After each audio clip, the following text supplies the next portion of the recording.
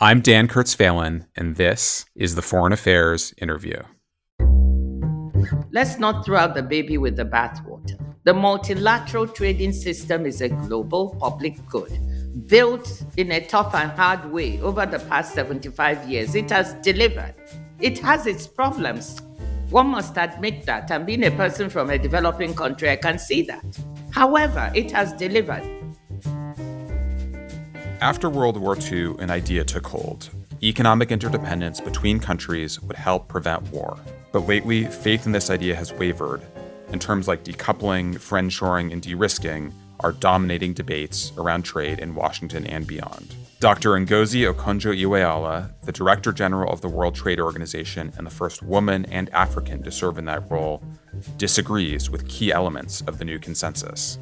She thinks policymakers are misdiagnosing the problems the world faces, and they risk setting us on a dangerous course, one that could break the global economy and leave the world both less prosperous and less secure.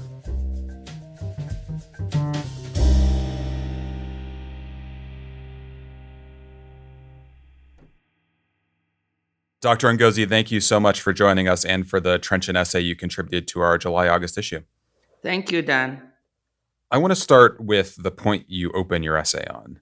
I'm quoting you here. The international economic architecture built after 1945 was based on a powerful idea.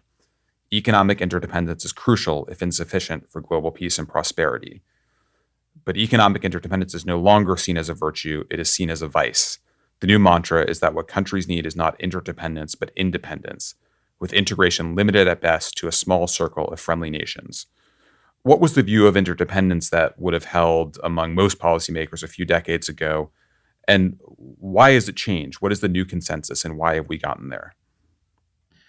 Well, it's really pretty fundamental. I mean, when these multilateral organizations were founded, the idea was that economic interdependence would bring peace. If countries trade with each other and have economic dealings with each other, they're less likely to go to war. So interdependence was seen as something that was positive. And I think that over these 75 years, that idea has largely delivered. And it's something we must not lose sight of. But I think that starting slightly more than a decade ago, when after the integration of China into the world trading system and the countries in Eastern Europe, the great era of integration and globalization was kind of, the gains had been made. And we began to see a slowdown in what one would call globalization and its gains. And also the idea that perhaps globalization is not benefiting everybody began to hold sway. I think that idea has been intensified by the multiple crises that we've experienced, starting with the Great Recession and the global financial crisis of 2008 to 2010. You fast forward now to first the pandemic, which had a really devastating impact, if not for the tremendous fiscal stimulus that was, implemented by many of the developed countries. You layer on that the war in Ukraine. And I must say that we should not forget the continuous crisis of climate change, which is an existential threat. So you look at these series of crises and the impacts they've had. And particularly during the pandemic, when great vulnerabilities of supply chains were exposed, people began to look on this as, well, maybe interdependence is more of a problem than it is a positive. So I think these are the causes of the recent acceleration in thinking. But our thesis and what I was trying to point out in foreign affairs is that we should be very careful in drawing this conclusion. Sure, we saw vulnerabilities exposed in supply chains and we have to deal with that. But we should look carefully at the causes of this. It's not trade, it is concentration of manufacturing in certain sectors and concentration of production in certain countries of certain products. That is the issue. We want interdependence, but not overdependence. That's what I'm trying to say. I want to linger a bit on the economic effects of the huge growth in global trade that you chart in your piece over the course of the last several decades. You note that since 1990, the share of the world's population living in extreme poverty has fallen by 3/4. And at the center of this great leap in human well being was a 20-fold increase in international trade volumes, which helped lift per capita incomes by a factor of 27 over the last 6 decades. That's from your piece. I would note that there's another essay in the issue by the economist Branko Milanovic making the point that global inequality has fallen to more than 100-year lows, even as inequality within countries has grown. So, on some level, the economic record is pretty compelling, and the account that you give of trade's impact on that record, I think fits with the accounts of most, though not all economists, but is really out of step with broader perceptions in the public. Why is there that gap, in your view, between what looks like a very compelling record and then this deteriorating politics of trade, especially in developed economies? You're absolutely right that there's a public perception issue. I was looking at some results from an Ipsos poll from August 2021, which found that on average, 75% of those surveyed agreed that expanding trade is a good thing. But only 48% agreed that globalization is a good thing. So, whilst people think that expanding trade is a good thing, they certainly think that globalization is to blame for some of the problems that they have. And if you look at further at the results, you find that the least positive views on this come from countries that have benefited quite a bit from globalization. The developed countries such as France and Belgium, people there have the least positive views in this regard. Whereas in developing countries like Malaysia, South Africa, Peru, Brazil, you see people have more positive views. But it's interesting to me, I think those who are yet to benefit, to pull their countries completely out of poverty and make them richer, still see some benefits in this, whilst those who have arrived, quote unquote, think that they're losing in this game. Now, I want to say that in that public perception, sometimes trade is blamed for things that are attributable to technology, and the two are confounded. If you look at what's happening, let's say in the coal mines of West Virginia, certainly a lot of what is happening is due to advances in technology in the way mining is done, as opposed to the fact that there's globalization and trade that is taking away jobs from miners. But very often the two are sort of mixed together. So there's that problem that we need to deal with. But all that being said, I also want to be very careful to admit that in globalization, it is true that there were winners and losers.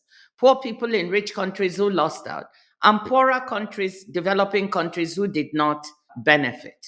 So if you put all of this together with the fact that there are rising powers among emerging markets who seem to be benefiting so much from globalization. I mean, China's rise has been unprecedented and at a rate that was not reckoned with.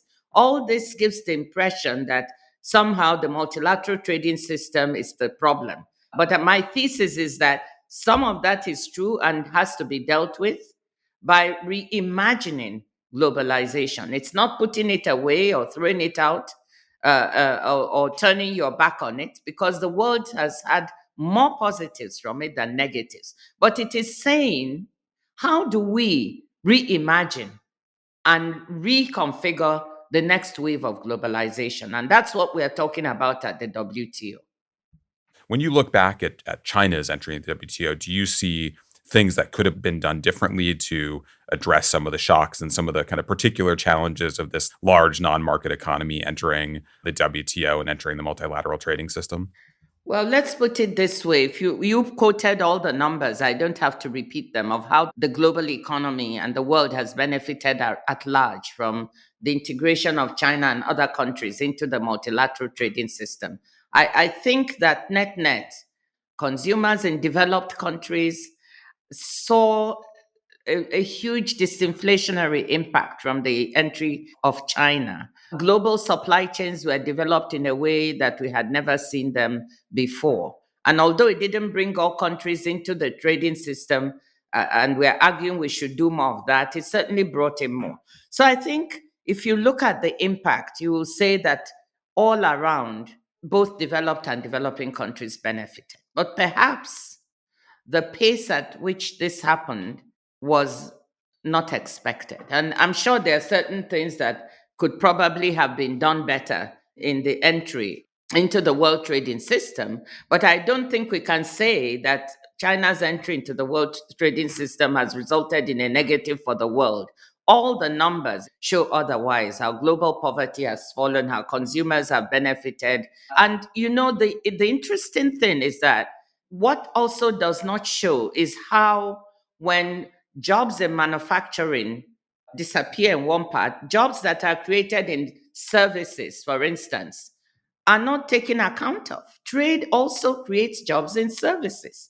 And the fastest growing segment of trade right now is in services and in digitally delivered services trade, which is growing at 8% and creating jobs for small, micro, and medium enterprises and women and youth all over the world.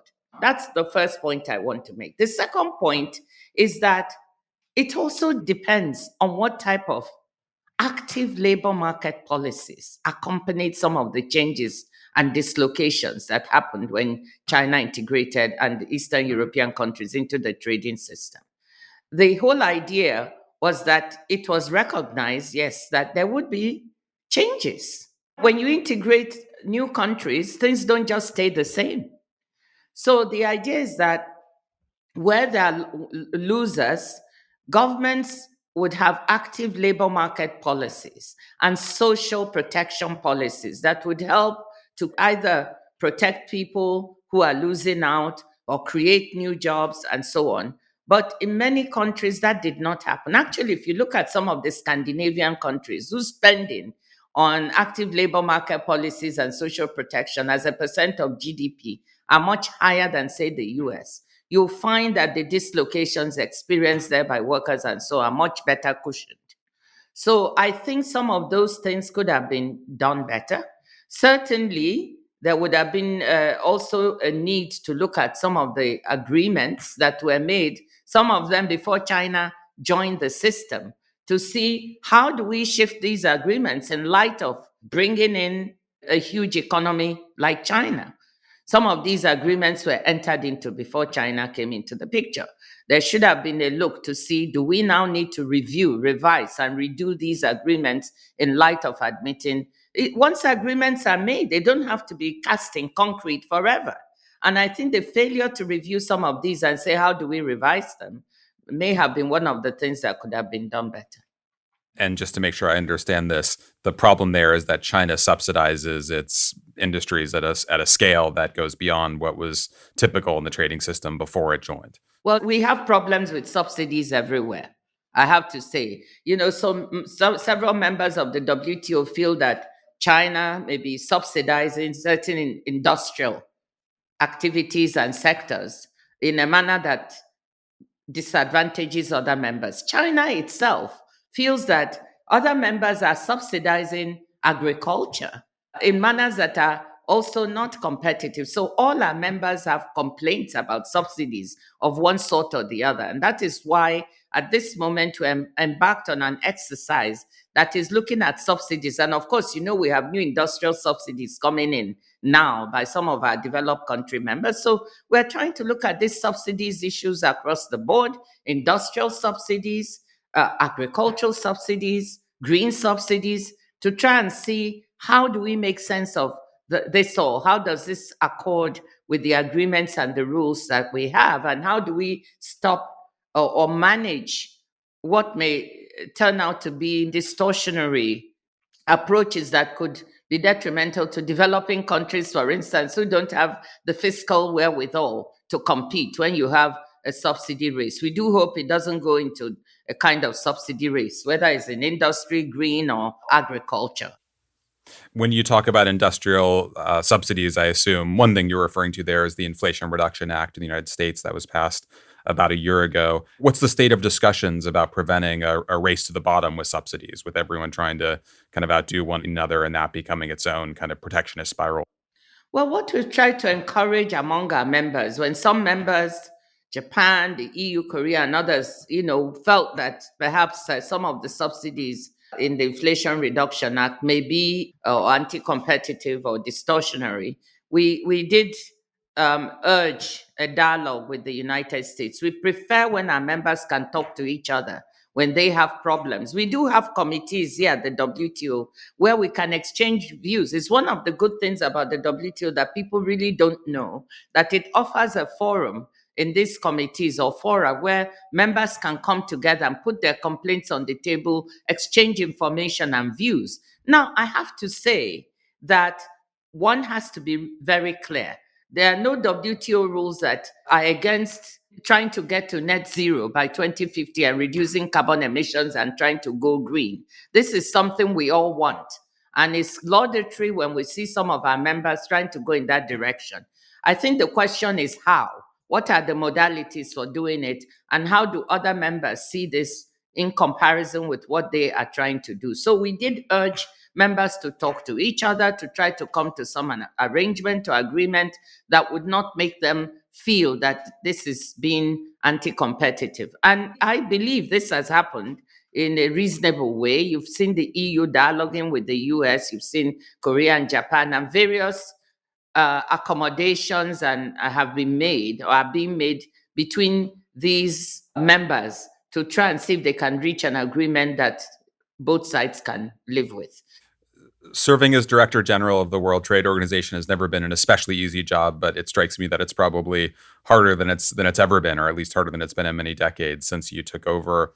When you talk to national leaders and policymakers about trade, what kind of conversations are you having, and what do you see your role as when it comes to engaging political leadership to help further a consensus around trade, a consensus that, as you noted, has eroded quite a bit in the last few years? I would be remiss to say, yes, it's a very difficult job because obviously this is a time of great geopolitical tensions in the world. We've got the war in Ukraine that is going on. We've got tensions between China and the United States, and things are very tight. Even on a daily basis, we have to manage these tensions at the WTO. However, I must say that much as the job is challenging, I also find it very exciting and very worthwhile in the sense that, look, let's step back a bit. We need to recognize that trade is at an all-time high. Total trade in goods and services is at $31 trillion, an all-time high. 75% of this trade is being done on a most favored nation basis, meaning it's being done on WTO terms. So people are still doing the majority of trade on terms and commitments made at the WTO. This is very encouraging. So we need to step back a bit and have that in perspective. Secondly, even between those members where there are these geopolitical tensions, I would say if you look at the numbers of trade between China and the United States, Commerce Department figures released last year at an all-time high of about $690 billion. You look at EU and China, over $800 billion. So certainly the numbers are still very robust. Now, does that mean that these problems don't exist? No, but when I do talk to leaders, I try to remind two or three things. First, let's not throw out the baby with the bathwater. The multilateral trading system is a global public good built in a tough and hard way over the past 75 years. It has delivered. It has its problems. One must admit that. And being a person from a developing country, I can see that. However, it has delivered. So let's keep that in mind with respect to poverty and improved incomes and wealth. Second is that we will not be able to solve the problems of the global commons we have today if we allow the trading system to fragment. Talk is cheap. It's easy to talk of decoupling, fragmentation, but the costs will be extremely high. We have done work at the WTO that shows that if we fragment into two trading blocs, it's going to result in a 5% loss in real global GDP over the longer term. This is huge. The IMF has done similar work and come up with a number of 7%. If we look at developing economies, we're talking of double-digit losses. So this is not something that the world can afford. And so that's one thing I do put in front of leaders, that fragmentation would not be to the benefit. But it's not only in economics. How do you solve the problems of the global commons like climate change if we fragment and if we don't have trade? You need trade in order to get technologies, green technologies from places where they are made to places where they are needed. You need trade to mitigate and adapt to climate change. You cannot solve the climate change problem without trade. And we need global cooperation to achieve all of this. Now, does that mean that we don't recognize the problems? I also talk about the problems that are there in the trading system, in the supply chains where we see vulnerabilities. We must build global resilience. I don't think it's right that when we have a pandemic, 80% of vaccines are exported by 10 countries in the world. We've seen the consequences of that, which is poorer countries at the back of the queue, not getting access to vaccines still. It's too late and unnecessarily losing lives. So that's a concentrated supply chain. But in a global environment where you have a pandemic and people are dying, maybe we need to deconcentrate that supply chain and build resilience for the world. And minerals that we now need for renewables and to go green, there are concentrations of this, either in processing or even in the product. In certain countries, China is one, and there are other countries. Should we have that? Or should we try to find a way to deconcentrate and build resilience by broadening the supply? Absolutely, we should do that. Semiconductors. Is it right that such an important thing is concentrated in one or two countries for the manufacture? No, we need to build resilience. So let's recognize the vulnerabilities in supply chains that exist and try to build resilience by doing what we call re-globalization. What does this mean? We believe that you can, reimagine trade to deconcentrate supply chains where it's necessary to many more countries in the world so that you have many more options for supplies and countries are not so vulnerable. We call it re-globalization. I really want people to pick up on that word because it's reimagining globalization to be more inclusive and more resilient. That all sounds very intuitive on one level, but as you, of course, know better than anyone, the policy pressure in most major economies is more focused around what, at least in the United States, people call friendshoring, a real focus on concentrating supply chains among geopolitically reliable allies and partners. Is that consistent with the kind of vision you see for the multilateral trading system? Is that inconsistent with what we need to get the system working? Well, let's put it this way. I see changes occurring in the language. There was a lot of talk of decoupling at the height of the pandemic when these vulnerabilities of supply chains came to the fore. Let's accept that there will be a certain amount of reshoring.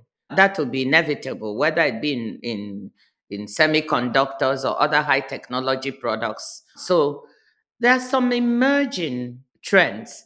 But I can tell you that now, when we listen to what the president of the European Commission had to say, also President Ursula von der Leyen, she began to talk of de-risking, not decoupling. So I think that there's also an emerging realization that to build resilience in the world is probably, people say, what is de-risking? And it tends to be described in a negative way. We don't see it that way. We think it is very close to what we call re-globalization. Let us try to de-risk what we're doing by moving to diversifying supply chains to many more countries. So yes, there will be some reshoring. It's inevitable. But I hope and believe it will not be to the extent to which people had imagined when talk of decoupling began a year or two ago. Just imagine climate change, Dan.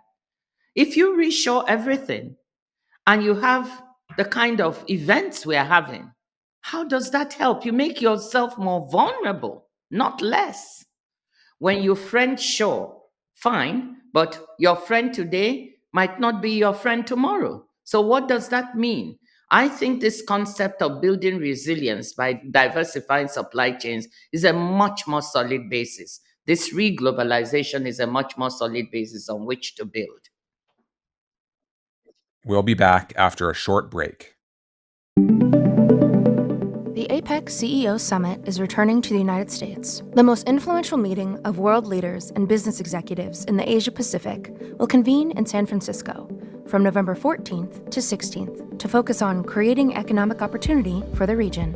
with invited world leaders including President Biden and President Xi, and business executives from leading companies including Citi, General Motors, Organon, Visa, and more. The APEC CEO Summit is the premier forum to address challenges and opportunities facing the public and private sector in the Asia-Pacific. Discussions will focus on sustainability, inclusion, resilience, and innovation. Don't miss your chance to join the conversation. Request your invitation at apecceosummit2023.com. That's APEC CEO Summit 2023.com.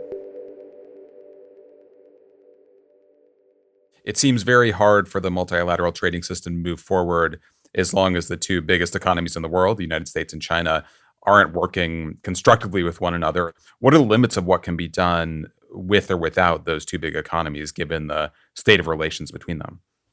Well, obviously, tensions between China and the United States, which are getting more difficult on a daily basis, they make life pretty tough, including at the WTO.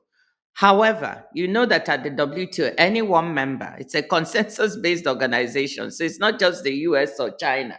Any one member can stop things from happening. So we pay attention to the geopolitical tension, but that doesn't mean that we don't pay attention to developing countries and their views. If they feel that what is going on is not to their liking, they can also weigh in and stop agreements.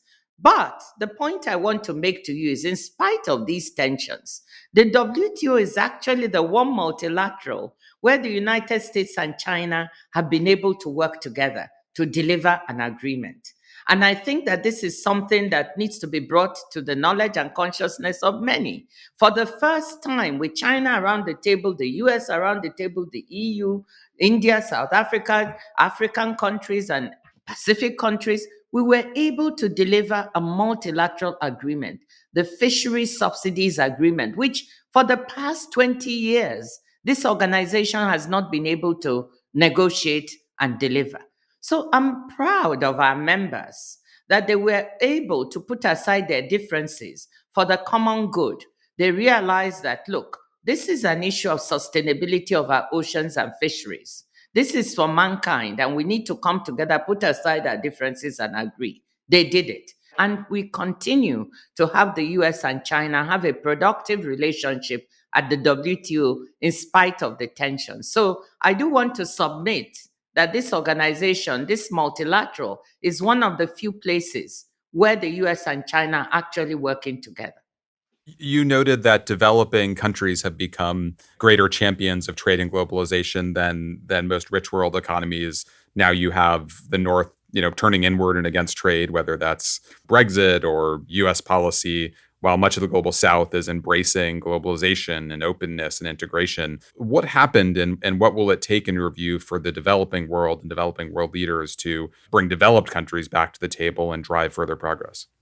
Well, let's be careful. Developing countries have their issues with globalization too, and with the multilateral trading system. So I don't want to sound like, they don't have any issues. Of course, the poll shows people in developing countries having a better view of the multilateral trading system, globalization. But certainly they would complain that developing countries don't get enough recognition of their issues, and they are not given enough support in terms of what is called special and differential treatment. That is enough space to be able to take time to implement the agreements and policies. But that being said, it is rather interesting, as you say, that many developing countries are wanting to embrace the multilateral trading system, integration, because they feel this will be beneficial. Now, how does this work? I think that even though developed countries seem to be less favorable, they've not moved away from the table. That is the heartening thing. They have not moved away. There may be those who put some tariffs in the past, and there may be dislocation to the trading system, but nobody has withdrawn. Why is that? I think there's a strong realization that if you don't have the WTO, you would have to invent it, because it would be a free for all. It would absolutely. Imagine a world in which these agreements don't exist, the WTO framework does not. What does that mean? Anyone can slap whatever tariffs they like, they can ban whatever product. It will be not a rules-based, but a power-based system. And in a power-based system, I think everyone loses in the world we're in. That realization, I think, is keeping developed countries at the table, maybe not contented, but they're there. And their being there gives a chance for that dialogue to continue, for us to talk about how do we strengthen the system to perform better, not do away with it. Let me close with one more question about American policy. In Jake Sullivan's speech in the spring, he noted that there have been serious challenges to the WTO's core values, including non-market economic practices and policies. And he noted that the U.S. is working with the WTO to reform the multilateral trading system. And he mentioned a slew of issues that he sees as needing to change for a new system. What are the hard issues as you look at reform, and what would a new and improved multilateral trading system look like? What's the state of that process?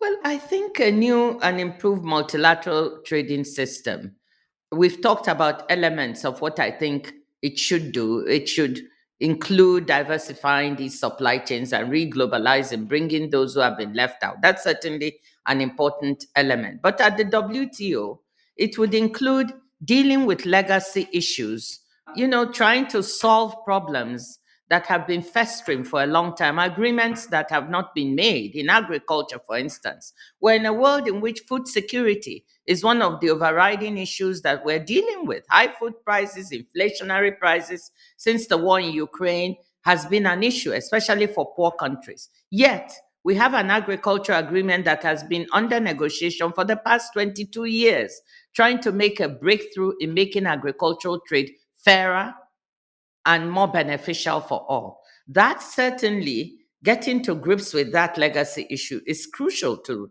what we're trying to do in the world. And that's one of the deliverables I would say we would have to do. But we need to strengthen our negotiation function, monitoring function, as well as our dispute settlement function, which is one of a kind in the world. This is the only place where members can bring disputes that they have with each other. Apart from the discussions we have in the committees, we have that system. I think a very crucial piece of the reform architecture that everyone wants, including the US, I think, even though it's the US that protested against it and has not allowed judges of the appellate body to be nominated. But the US has also been very active recently in trying to say, look, we also want to see this system reformed. And that is a very crucial piece of the reform of the dispute settlement systems. So that we are working on it now. I have to tell you a little bit of good news there. Informally, we've been having many discussions. We have someone leading these reforms. And we hope that by our 13th ministerial meeting in Abu Dhabi in February, we would have made a great deal of headway in trying to say what will be the new architecture that will be satisfactory to all members, both developed, including the United States. So this is a very big piece. I also want to end with reforming the WTO also means making it attuned with 21st century issues. And these are the issues that are so exciting to me, Dan. When you think about the fact that services trade and digitally delivered services trade, going digital is the way trade is going. You ask yourself, so how does the WTO help make this happen? How does it help create the level playing field? This is very much a 21st century issue. And I'm happy to say that over 90 of our members at the WTO are negotiating an e-commerce agreement. Hopefully, within a year, we'll be able to conclude this, which will lay the foundations, the rules of the game for digital trade. So this is a 21st century issue, and this is something that we are working on. Another aspect is inclusion. You talked about inequality within countries. You said Branko Milanovic, my former colleague's work shows inequality between countries, between regions falling, but within countries, within regions, it's increasing. And I think since the pandemic, that has gotten worse. So we all have to worry about what is happening globally with inequality, with more poverty. And I think that one of the 21st century agendas that the WTO has to grapple with is how does the WTO and how does trade become more inclusive? How do we deliver for small and medium enterprises? How do we deliver for women in trade?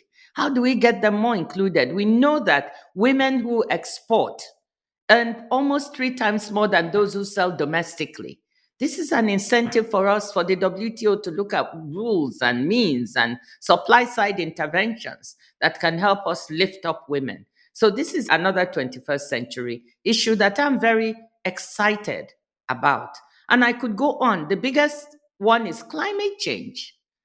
This is our biggest 21st century issue, an existential threat. And the WTO and trade have to be part of the solution. We see changing patterns of comparative advantage with climate change. Areas that used to produce certain kinds of food are now probably not going to be able to produce it because of drought. Others may not because of floods. So we see shifting comparative and competitive advantage. And the only way to bridge the gap, to make the world have access to all these goods, is for trade to help bridge that gap of changing comparative and competitive advantages.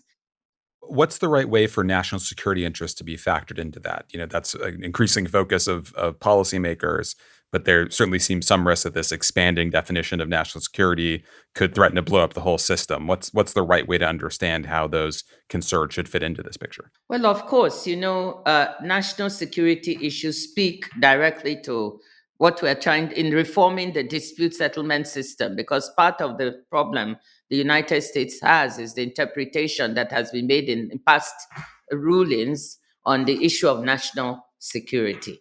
And there are disagreements on that.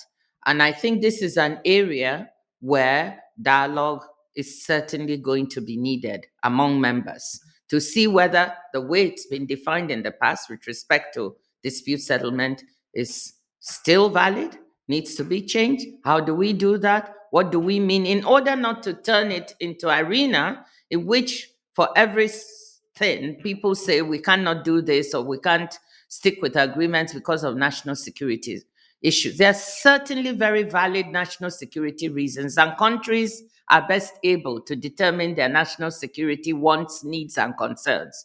That being said, I think WTO members need a very strong dialogue among each other to come to terms with how we must view this issue going forward. Thank you so much for joining me at what I know is an extremely busy time, and for the wonderful piece in our July-August issue, Why the World Still Needs Trade. Thanks so much, and we'll look forward to continuing this conversation in the future. Thank you, Dan. Take care.